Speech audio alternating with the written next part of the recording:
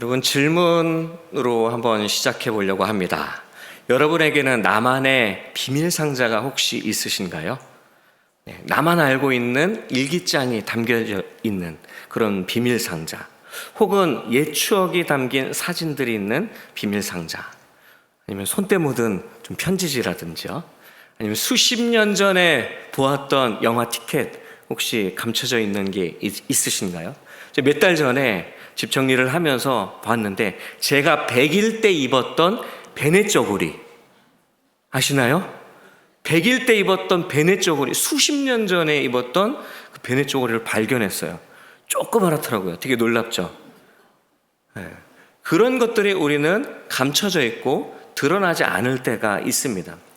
아니면 혹시 누구도 알지 못하는 비상금 비밀 상자가 혹시 있으신가요? 장판 밑에, 아니면 자동차 캐비넷 어딘가에, 아니면 책 사이에 꽂아 놓거나요. 그런 비상금 같은 비밀들이 있을 거예요. 누구나 비밀이 있죠. 아직 드러나지 않고 알려지지 않은 나만의 비밀들이 있을 겁니다. 하나님의 비밀도 마찬가지예요. 똑같습니다. 하나님이 감춰놓은 비밀이 있어요. 근데 이 비밀을 어떤 특정한 사람들에게 나타낸다라는 것입니다. 이 비밀은 숨기기 위한 것이 아니라 드러내기 위한 비밀이었어요. 에베소서 3장을 보시면 그 비밀은 미스테리온이라는 표현을 쓰고 있거든요. 복음의 비밀이라고 말할 수가 있어요.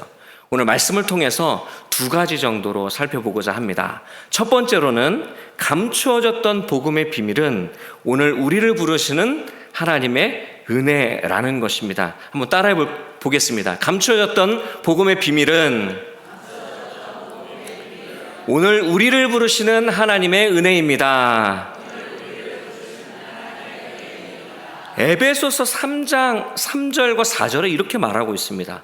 곧 계시로 내게 비밀을 알게 하신 것은 내가 먼저 간단히 기록함과 같으니 그것을 읽으면 내가 그리스도의 비밀을 깨달은 것을 너희가 알 수 있으리라. 아멘. 이렇게 말하고 있습니다. 그래서 원래 비밀이라고 하는 것은 저희가 알고 있을 때에 남에게 보이거나 알려서는 안 되는 내용으로 알고 있으실 거예요.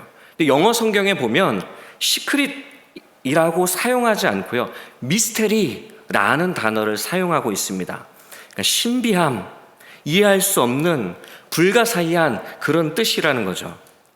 하나님의 신비한 비밀이기 때문에 사람들은 알 수가 없습니다. 그러니까 숨겨진 것을 좀 보여줘야 우리는 깨닫고 알 수 있다라는 거죠. 이 비밀을 깨닫는 방법이 있습니다. 그것은 하나님의 계시인 말씀을 통해서 우리가 깨닫게 되는 것이에요. 하나님께서 계시를 이해하도록 열어주시고 또 깨닫도록 해주셔야 우리가 이 비밀들을 발견할 수 있는 겁니다. 그래서 복음은요, 머리가 좋아서 깨닫는 것이 아닙니다. 머리가 좋아서 이해할 수 있는 것이 아니에요. 하나님께서 미스테리와 같은 이 말씀, 이 비밀을 알려주셔야 우리가 알 수 있는 거죠. 이 비밀의 내용을 한번 간단하게 축약해 볼까요? 어떤 것일까요? 예수 그리스도를 믿으면 누구나 하나님의 가족이 된다라는 말인 거예요. 여러분, 이것을 받아들이셨죠? 예수님 믿어서 나는 하나님의 가족이 되었다. 이 복음을 받아들이셨을 거예요. 이게 바로 하나님의 은혜이자 깨달은 사람만이 알 수 있는 복음의 비밀이라는 거예요. 세상 사람들에게 당신은 하나님의 가족입니다, 당신은 하나님의 자녀입니다 라고 말해봤자요, 그들은 깨닫지 못했기 때문에 알 수가 없는 거예요. 이 비밀을 깨달을 수 없는 겁니다. 그래서 사도 바울은 하나님의 비밀을 깨닫고 나서 이 복음의 비밀을 이방인들에게 계속해서 열심히 전했습니다. 복음 전하다가 미움도 받고요, 욕도 얻어먹고요, 매도 맞고 감옥에 갇히기도 했습니다. 이렇게 복음 전하는 데 있어서 핍박을 받을 때 어떤 마음이 들까요? 내가 하나님의 이 비밀스러운 복음을 괜히 깨달았다, 이런 마음이 들까요? 어떻게 느껴질까요? 이 복음이 더 흐려질까요? 이 복음 뭐야? 이렇게 될까요? 아니에요. 깨달으면 깨달을수록, 이 복음을 전하면 전할수록 이 복음의 비밀의 진가는 계속해서 드러나게 되는 거예요. 더 진해지는 거예요. 더 뚜렷해지는 겁니다. 감옥에 갇힌 자리에서, 내게 나아가고자 하는 막힌 자리에서 더 깊이 하나님의 비밀을 깨닫게 되는 것입니다. 그래서 바울은 이렇게 고백하고 있어요. 1절을 보시면요, 이러므로 그리스도 예수의 일로 너희 이방인을 위하여 갇힌 자 된 나 바울이 말하거니와, 예수의 일로 이방인을 위해서 내가 갇혀 있다라고 말을 하고 있습니다. 아주 자랑스럽게, 이것은 복음 때문에 나 갇혀 있는 거야. 복음 때문에 하나님의 비밀들이 더 지금 내가 있는 자리에서 더 확실하게 보여주고 있어, 내가 깨닫고 있어 라고 말하는 것과 동일한 거예요. 바울은 그곳에서도 복음을 위한 퍼즐 조각들을 하나씩 하나씩 깨닫게 되었습니다. 보이지 않고 흐릿했던 복음 사역이 더 뚜렷해진 것입니다. 이 비밀은요, 특별한 사람들에게만 드러난 것이에요. 그래서 5절에 바울이 또 이렇게 고백합니다. 함께 읽겠습니다. 이제 그의 거룩한 사도들과 선지자들에게 성령으로 나타내신 것 같이 다른 세대에서는 사람의 아들들에게 알리지 아니하셨으니, 다 누군가에게 알려진 것이 아니라는 거예요. 누군가에게, 특별한 사람들에게 나타내신 거예요. 하나님의 비밀들을요. 그래서 하나님은 시대마다, 사람마다 계획하신 때에 한 걸음씩 한 걸음씩 인도하셨고요, 하나씩 하나씩 드러내신 거예요. 그래서 우리가 복음을 받아들일 수 있게 된 것이고, 여기까지 한 걸음 한 걸음 신앙의 길을 걸어오게 된 것입니다. 하나님은 특별한 사람들에게 이 복음의 비밀을 깨닫게 하신 거예요. 그 비밀이 우리 가운데 드러난 거예요. 누구에게요? 이 시대에 살고 있는, 이 시대 중에 있는 바로 우리에게 그 복음이 드러난 것이에요. 이방인이었던 우리에게 그 계시가 밝히 드러났고 구원의 은혜에 동참하게 되었다라는 사실입니다. 이 미스테리 같은 풀 수 없는 숨겨진 비밀이요, 우리는 받았다라는 거예요. 우리에게 열려졌다라는 것입니다. 이것이 은혜예요. 여러분, 길을 지나다니면서 아마 건축 현장들 많이 보실 거예요. 연착역 앞에서도 볼 수 있잖아요. 보면서 공사가 한창 진행되는 것을 보면요, 그 안쪽에, 그 건물 안쪽에 딱 이렇게 들여다보면 먼지도 쌓여 있고 도구들도 많이 있고, 그리고 소음도 크고 불편하고, 뭐 어떻게 진행되는지 잘 아무리 봐도 모를 때가 많이 있습니다. 그렇지만 내부 도면을 알고 건축을 진행하는 건축사는 어떨까요? 다른 거예요. 어떻게 완성될지를 알고 있는 겁니다. 지금은 혼란스러운 막 작업장이에요. 그런데 이후에 이 건물이 어떻게 탄생될지, 어떻게 아름다운 건축물로 변화될지를 누군가는 알고 있습니다. 그게 누굴까요? 건축가라는 거예요. 그런 것처럼 하나님의 비밀도 그렇습니다. 우리에게 그 계시를 보여주시고 깨닫게 해주시는 하나님은 알고 계시는 거예요. 알고 계시는 그 하나님께서 우리에게 그 복음의 비밀을 깨닫게 해주시고 그리고 알려주시는 거예요. 그리고 우리를 통해 그 구원의 역사, 하나님의 계획들을 이루어 가시기를 원하신다는 거예요. 우리는 또 잘 안 보일 때가 있습니다. 하나님이 정말 나를 통해서 일하시려고 하시는 건가? 계획이 있으신 건가?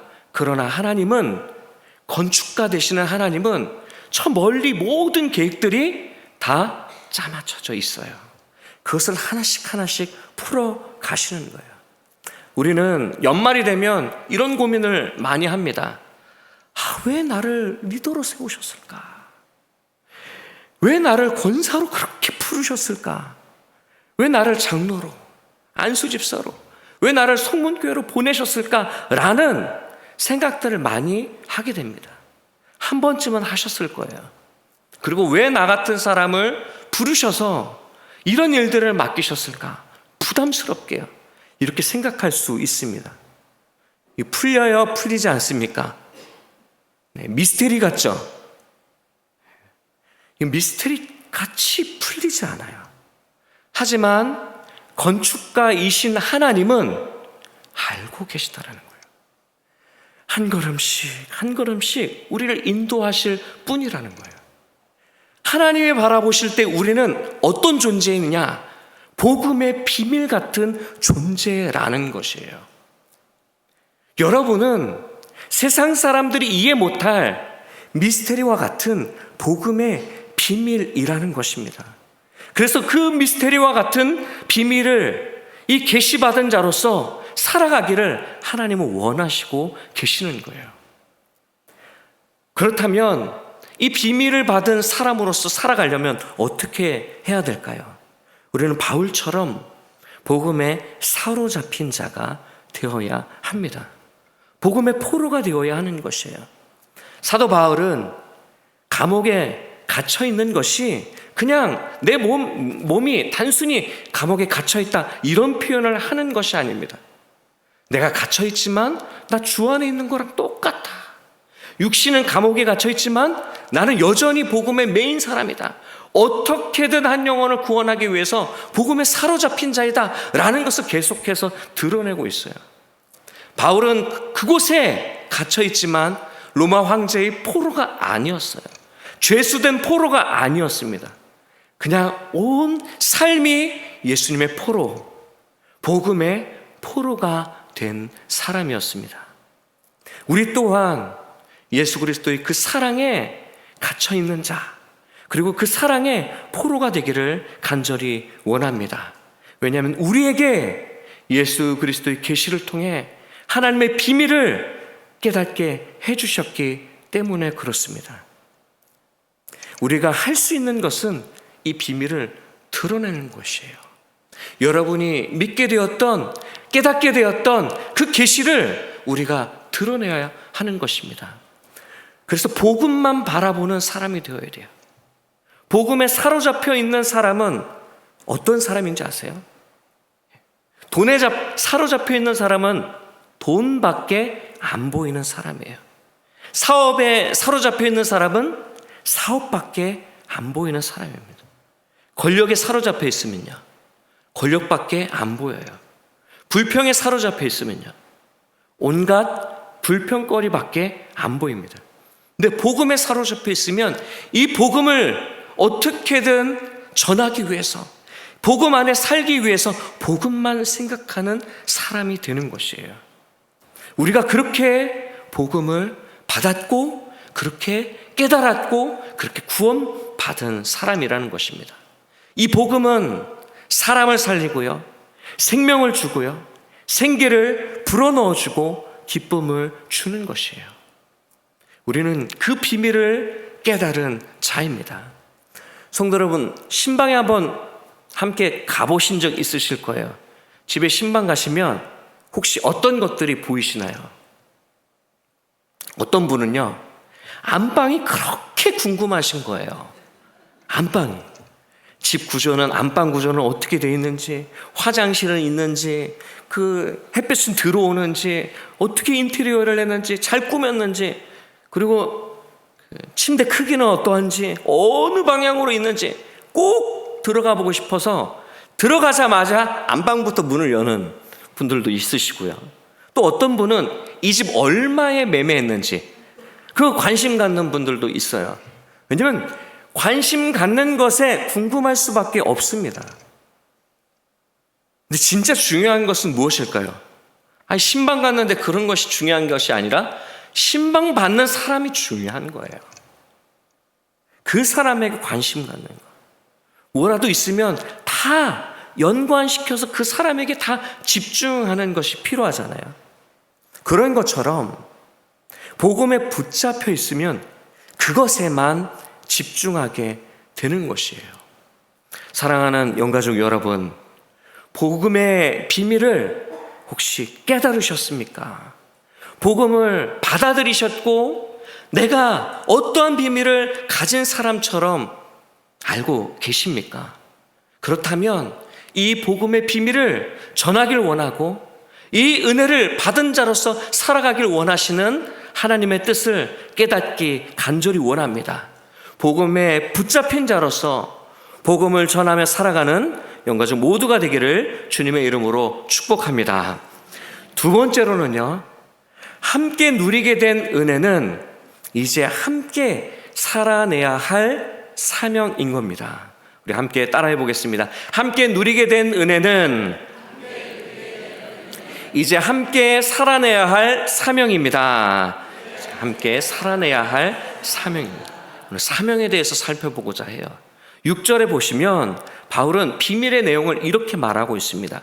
이는 이방인들이 복음으로 말미암아 그리스도 예수 안에서 함께 상속자가 되고 함께 지체가 되고 함께 약속에 참여하는 자가 됨이라 라고 말하고 있습니다.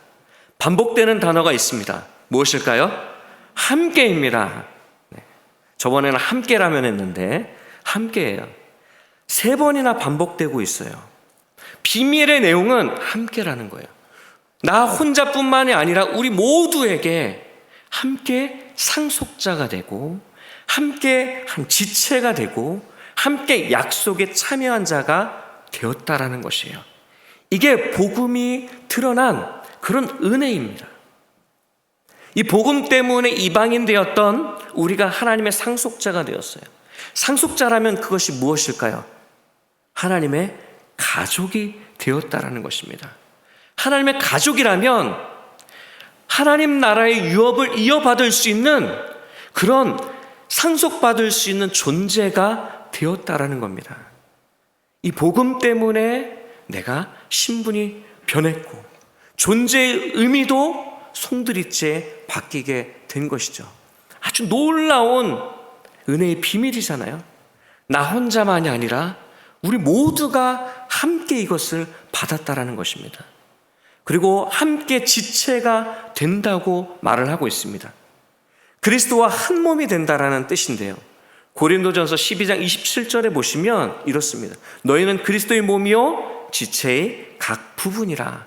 서로 손, 발, 감각기관 그리고 유기체로서 공동체를 이루는 것을 말을 해요. 그리고 또 약속에 참여하는 자가 된다고 말을 합니다. 약속을 함께 가지는 사람은 누구입니까? 누구예요? 이방인이 되었다라는 것이에요. 예전에는 유대인들은 우리만 약속을 받았어. 너희들은 선택받지 못한 백성이야. 우리는 아브라함의 이 대대로 이어지는 그런 존재야. 그런 하나님의 백성들이야 라고 했는데 이제는 모든 사람들에게 이방인들에게까지 이 약속이 주어졌다는 것이에요. 그래서 예수 그리스도의 복음은 이방인이 더 큰 은혜를 받고 약속을 함께 가지게 된 결과가 되었다는 것입니다. 솔직히 이 비밀을 떠올릴 때마다 기쁨이 넘쳐야 하는데 너무 어렵죠? 우리는 함께 상속자가 되었다. 한 몸이 되었다. 약속을 받은 자가 되었다. 이걸 깨닫으면요. 정말 은혜의 기쁨이 샘솟듯이 솟아나는 것이거든요. 이 모든 우리가 함께 이 은혜를 누리게 되었다라는 것을 깨닫게 될 때에 정말 하늘을 날 것 같은 그런 감정이 나타나게 되는 것입니다. 바울은 이 은혜를 사명이라고 부르고 있어요. 7절을 함께 읽도록 하겠습니다. 시작. 이 복음을 위하여 그의 능력이 역사하시는 대로 내게 주신 하나님의 은혜의 선물을 따라 내가 일꾼이 되었노라. 이 은혜 때문에 선물로 받은 이 은혜 때문에 무엇이 되었다고요? 일꾼이 되었다라는 거예요. 그러니까 사명자가 되었다라는 거예요. 선물은 값없이 받는 은혜이잖아요. 받은 선물, 받은 은혜 때문에 일꾼이 된 거예요. 은혜 없이는 일꾼이 될 수가 없습니다. 은혜 없이는 사명자가 될 수가 없는 거예요. 내가 받았기 때문에, 내가 이 은혜를 누렸기 때문에 내가 이 사명을 이루어 나갈 수 있는 거예요. 그래서 사명은 부담이 아니라 은혜인 것입니다. 이 복음을 위해서 이 은혜에 따라서 일꾼이 된 바울처럼요, 우리도 받은 은혜의 선물을 따라 사명자가 되어야 하는 것이에요.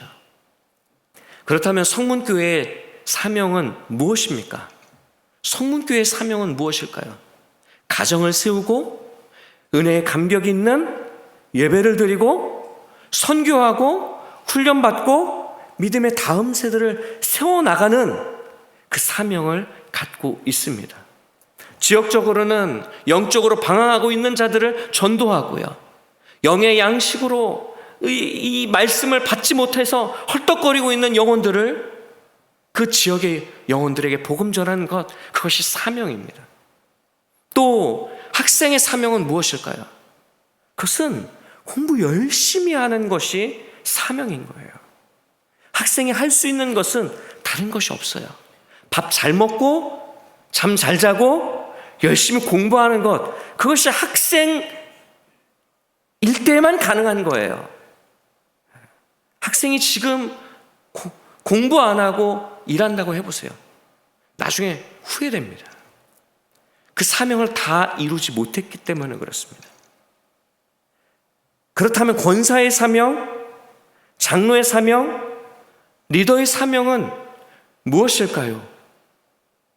수없이 들어보셨을 거예요. 제가 또 들려드리면 또 고개 숙이실 것 같아서 저 자신에게 한번 이렇게 적용해 보았습니다. 부교역자의 사명은 무엇일까? 과연 이 부목사의 사명은 무엇일까? 라고 저에게 한번 적용해 봤어요. 무엇일까요? 담임 목사님의 목회 사역을 최선으로 돕는 것이, 그것이 사명이에요. 누군가 말하기 전에 저를 보고 얘기하는 겁니다. 담임 목사님 목회 철학, 그 방향에 따라서 사역을 돕는 것이 부교역자의 사명이죠. 또 맡겨진 일이 있다면 충실히 모든 것에 충성을 다해서 일을 감당해내는 것이 아마 사명일 거예요. 잘하고 못하고는 중요하지 않아요. 얼마나 그것을 충성되이 감당하고 있느냐, 그것이 중요한 것이죠. 열정을 다해서 사역하는 것, 그것이 모습 아닐까요? 부교역자가 여기에 나의 욕망을 성취하기 위해서 있는 것도 아니고요, 나의 비전을 이루기 위해서 여기 있는 것도 아니에요. 이곳에서 충실히 모든 것을, 목회를 배우면서 목회에 돕는 일이 사명인 것이에요. 그리고 또 믿음의 사람들을 계속해서 세워나가는 것이 사명이라고 생각합니다. 교회를 위해서 한 사람 한 사람 떠나보내는 것이 아니라 한 사람 한 사람을 계속해서 새롭게 세워나가는 것이 사명이지 않을까, 그런 생각을 해봤습니다. 이런 것처럼 각자에게 주어진 사명들이 있어요. 제가 장로님 대신 그 사명을 감당할 수 없어요. 대신할 수 없습니다. 권사님의 사명을 대신할 수 없어요. 리더의 사명, 찬양다의 사명, 지휘자의 사명을 대신할 수 없습니다. 저는 저에게 있는 사명이 있는 거예요. 여러분은 여러분에게 있는 사명이 있는 겁니다. 그런 것처럼 한 명 한 명에게 은혜의 선물로 주신 사명이 있다라는 것을 깨닫기 원합니다. 바울처럼요, 바울에게 주신 은혜의 선물에 따라서 내가 일꾼이, 자원하는 마음으로 일꾼이 된 것처럼 우리에게 있어서도 내가 받은 은혜를 생각하며 내가 이루어야 할 그 사명이 무엇인지 정말로 깨닫기를 원합니다. 우리에게 있어서 인생에 하나밖에 없는 생명보다 더 귀한 것이 있다면 그것은 사명이에요. 바울이 이렇게 고백하고 있잖아요. 사도행전 20장 24절에 내가 달려갈 길과 주 예수께 받은 사명, 곧 하나님의 은혜의 복음을 증언하는 일을 마치려 하면은 나의 생명조차 조금도 귀한 것으로 여기지 아니하노라. 나의 생명조차 조금도 귀한 것으로 여기지 아니하노라. 대단하지 않습니까? 그래서 제가 바울을 본받아서요, 나의 생명조차 조금도 귀한 것으로 여기지 않기 위해서 열심히 한번 달려봤습니다. 새벽 3시 50분에 일어나서 말씀을 준비하고 새벽 설교하고 또 기도하고 마치자마자 또 건강관리를 위해서 헬스장에 갔어요. 헬스 덤벨 들고 러닝머신 하고 열심히 운동했습니다. 샤워하고 딱 왔는데 오전부터 왜 이렇게 일이 빡빡한지 쪽잠도 못 자고 하루 종일 금요성령 집회 전까지 하루 종일 신방에 엄청나게 빡빡했었어요. 그리고 나서 금요성령 집회에 딱 이제 예배 드리려고 딱 앉아서 말씀이 딱 시작되는 동시에 어떻게 됐는지 아십니까? 코피가 주르륵 난 거예요. 알아달라고 말씀드리는 거 아닙니다. 나의 생명을 조금도 아끼지 않고 열심히 사역했다. 그런데 여러분, 코피가 났어요. 그 다음 주에 뭐 코피 때문에 사역 쉽니까? 사명이 약해져요? 아니에요. 그 다음 주에 뭐 코피 또 날까봐 또 안 합니까? 아닙니다. 다음 주에도 또 달려가는 거예요. 또 헬스장 가서 덤벨 들고 러닝 뛰고 그렇게 사역을 감당하는 거예요. 체력 관리, 사역에 힘쓰기 위해서. 왜냐하면 이것이 사명이기 때문에 내 몸을 아끼지 않고 불태우는 겁니다. 여러분, 누가 하라고 했습니까? 어떤 사람은요, 저를 보고 이렇게 말할 수도 있어요. 목사님 좀 쉬엄쉬엄 하세요. 왜 이렇게 어렵게 사세요? 제가 하기 싫어서 한 것이 아니라 정말 자원하는 마음으로 그렇게 하는 거예요. 그렇게 살고 싶어서요. 그렇게 사역하고 싶어서요. 즐거운 마음으로요. 바울이 이런 마음이지 않을까? 그런 마음으로 복음을 위해서 일꾼 되지 않았을까라는 마음이 들었습니다. 사역하는 게 너무 좋았어요. 그게 저의 사명입니다. 여기에 계신 어머니, 아버지들, 여러분에게 사명은 무엇입니까? 자녀들 믿음으로 잘 키우는 것도 사명인 거예요. 할머니 되신 분들 계실 거예요. 손주 믿음으로 잘 키워내는 것이 여러분 사명입니다. 또 다른 사명이에요. 우리는 막 사명이라고 하면 막 거창한 것을 생각할 수 있는데요. 막 복음 전하고 막 교회 앞장서서 막 봉사하고 그런 것만이 아니라 또 다른 자잘한 사명들이 있습니다. 성경에 보면요, 자녀들을 잘 기르는 것도 사명인 내용들이 나와 있어요. 창세기 35장 8절을 보시면 이렇게 표현하고 있습니다. 리브가의 유모 드보라가 죽음에 그를 베델 아래에 있는 상수리 나무 밑에 장사하고 그 나무 이름을 알론 바굿이라 불렀더라. 리브가의 유모라고 말하고 있습니다. 사사의 드보라가 아닙니다. 동명이인이에요. 근데 리브가의 유모면 어떻게 됩니까? 리브가의 유모는요, 야곱이 집을 떠날 때에 리브가가 야곱을 돌아보라고 맡겨준 유모예요. 그럼 누굴 키웠어요? 이 드보라가 야곱을 키운 거예요. 야곱뿐만 아니라 누굴 키웠어요? 야곱의 12자녀들까지 키운 거예요. 믿음의 사람으로 어떻게? 그래서 이 유모가 죽었을 때에 이 베델 아래에 있는 상수리 나무에 묻고 여성이 묻었을 때에 여성 이름을 이렇게 드러내는 경우는 없습니다. 근데 드러내면서 표현하고 있고, 그리고 상수리 나무 밑에 장사하고 알론 바굿, 통곡의 상수리 나무라고 이름을 짓고 있어요. 이 유모를 위해서 통곡하며 가족 모두가 슬피 울었다라는 겁니다. 여러분, 유모를 위해서 울 수 있는 가족들 얼마나 친근해졌다는 거예요. 얼마나 마음을 나눴다는 겁니까? 그런 것처럼 손주 보시는 할머니, 할아버지, 그것 또한 사명입니다. 여러분, 그냥 보는 것이 아니라, 그냥 시간을 보내는 것이 아니라 어떻게 하면 이 아이를 예배의 자리로 나올 수 있게 할까? 어떻게 하면 말씀을 들려줄 수 있을까? 어떻게 하면 찬송의 소리를 계속해서 들려줄 수 있을까? 이 모든 하나의 행동들이 여러분에게 있어서 사명이라는 것입니다. 함께 누리게 되는 은혜에 따라서 함께 사명을 이루어갈 수 있는 영가족 모두가 되기를 간절히 원합니다.